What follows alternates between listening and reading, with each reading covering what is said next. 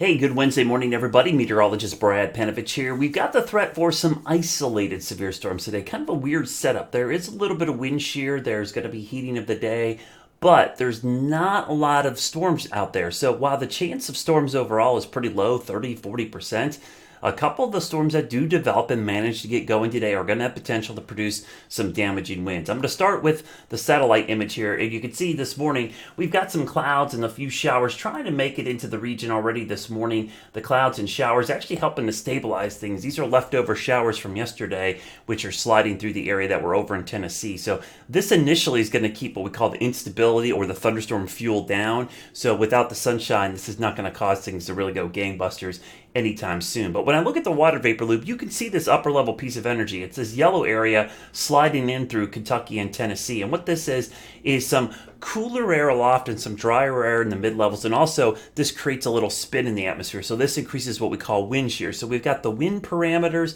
and we've got some mid and upper level parameters for the potential for severe storms. So today there is that low end risk right now for severe storms in yellow. That includes almost the entire area, but a little bit of an upgrade from yesterday is this area north and east of Charlotte up into the Raleigh area. And honestly, this is the area, I think in eastern North Carolina, northeastern North Carolina is where I think we'll see the highest potential for severe storms this afternoon. If we do see a severe storm, our primary concern again is going to be damaging straight line winds because of that mid-level dry air. Hail threats a little bit lower and flash flooding just because we've had some slow-moving storms and we could get some localized flooding. But overall, the thing you need to worry about today, if you're going to worry about, is this low-end risk for downbursts. Severe thunderstorms are going to be our biggest concern this afternoon. So let's take a look at Futurecast because it's not really gung-ho on this system doing much of anything. We'll start this at 9 a.m.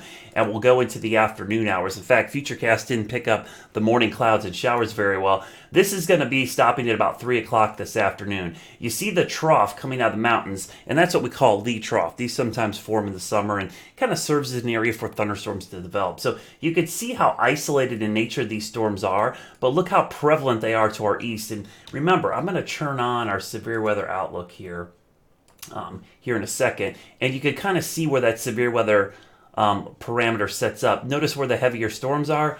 That's where we have the area of medium threat. So it kind of lines up pretty well, but I don't want to make you think this is going to be a giant squall line where everybody's going to see rain. There's a pretty good chance a good chunk of us won't see any rain at all. But if you do see a storm, it's not going to be your garden variety storm. They'll have the potential to be a little bit more severe today. So as we go through time, you could see in eastern North Carolina much more active. So for all my followers out in the Outer Banks, eastern North Carolina towards Wilmington, this is going to be a bigger threat for damaging winds with you. And also because of the sea breeze, this is the one area, if we do see a quick spin-up tornado, it would be here because sometimes when the sea breeze interacts with storms coming in like that, wherever they meet up, you tend to get some localized, what we call helicity or spin, that could create a quick spin up. So just an FYI for folks along the I-95 corridor and east.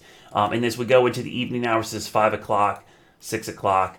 You see a little isolated storm popping up around Hickory right around 6 o'clock, 7 o'clock, 8 o'clock. They're kind of all dissipating and then done.